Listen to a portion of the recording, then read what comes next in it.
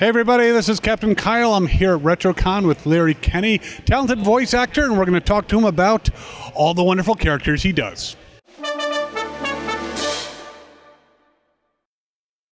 How are you enjoying the con? Oh, great. I love RetroCon. I've been here. This is about my 4th or 5th time, I think, and it's always great to come down here because, well, the people are so nice. You know, everybody's nice, and it's not too big, but it's big enough, and I really like it.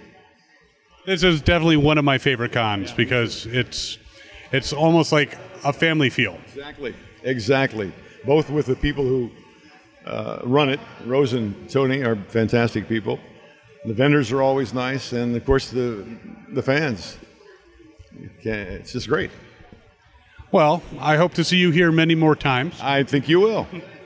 So, you've done all kinds of voices. You've done, Cuckoo for Cocoa Puffs. You've done Count Chocula, which I enjoyed the cereal, even if you don't. Well, I didn't say I don't like it. I just don't eat a lot of it. It's probably a good idea not to eat too much. One of your most famous roles is, of course, Lion-O from the Thundercats. Did you think that when you got the role that he would still be 30-some-odd years later, unknown character? There's no way you can know that or even think about it.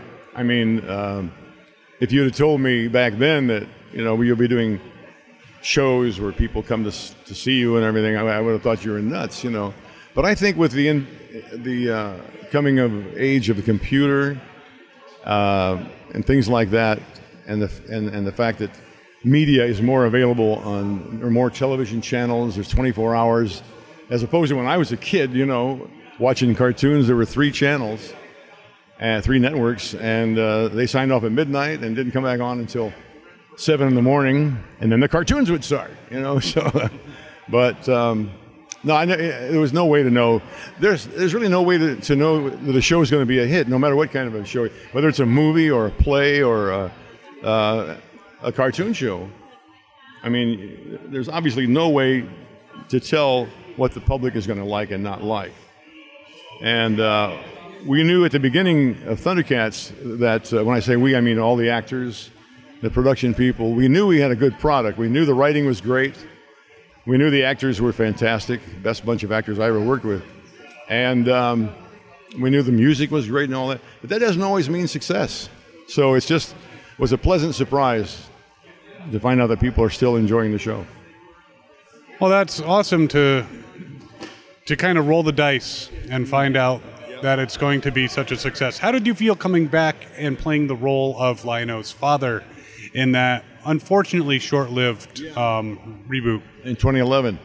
I was very honored that they had me come back, and I thought it was a great series. I was sad that it got canceled so early, especially for the reasons that I heard from my sources. The ratings were good, but the toy sales were not as good as they wanted. And unfortunately these days that fuels a lot of the, whether they can sell toys with it.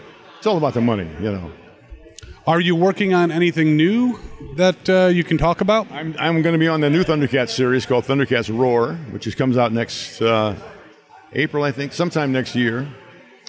A small part of it at the very beginning. Like I did Claudus in the 2011 version of Thundercats, I played Lion-O's father, and since it was a prequel to the original Thundercats, Claudus, my character, was Lord of the Thundercats when the show began, and then he dies, and Lion-O takes over. So, yeah, I'm doing that. I'm doing some video games for Rockstar Films, Rockstar Games, and I'm still doing commercials. Not Count Chocula, but Cocoa Puffs. I do Skittles candy commercials. Feel the rainbow, taste the rainbow. You know those? So I'm still working. Is there a place where people can follow you on social media? I'm on Facebook. I don't do, Twitter or whatever the other ones are that the kids are into these days. Don't do the Twitter. But I'm on Facebook. Yeah. Awesome. Well, we'll put the link to your page down in the description. Okay, thank you. And thank you, everybody, who are fans of Thundercats and Silverhawks and all those shows. And we really appreciate it. I appreciate it. If it wasn't for the fans, we wouldn't be standing here talking today. Very true. Can we do 3 weird questions? Are you? Okay. What is your go-to karaoke song? I don't go to karaoke, okay? What would it be? I like country music, so I would probably be a Willie Nelson song. Probably something like On the Road Again. Can you sing some now? On the road again, I just can't wait to get on the road again. That's good. Is making music with my friends. I can't wait to get on the road again. You sound pretty convincing as Willie Nelson. Thank you. What's the second weird question? Second weird question, when you were young, as you know, we both were way back in the day. Oh, yeah? You needed to get some extra money. What did you do to, like, get toys and get the money that you wanted? I grew up in a small town in Illinois, and like most kids back there, I would make money by collecting soda bottles. We got 2 cents a bottle back then.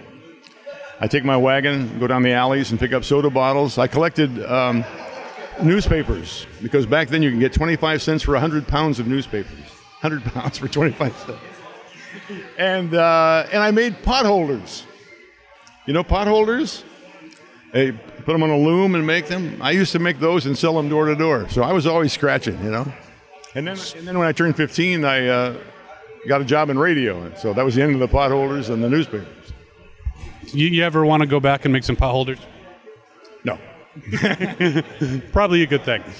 So, and the final question is, as a lot of people find Lion-O to be one of their heroes, when you were growing up, who were your heroes that you looked up to? My father, my stepfather, and but in terms of entertainment and things like that, well, we didn't have that many back then. If you probably know, because there weren't, you know, like I said, there were 3 channels and there weren't that many shows. But once I started doing voices and kind of got into it, Mel Blanc became my hero, and I think everybody knows who Mel Blanc was. John Wayne, you know, the usual. Yeah. Awesome. Well, thank you so much, Larry. It's been a pleasure talking to you. Nice talking to you. And everyone, thank you so much for watching. As always, have fun and follow your fandom. Sword of Omens, come to my hand. I, Lion-O, command it. And I command that you keep watching Fandom Spotlight.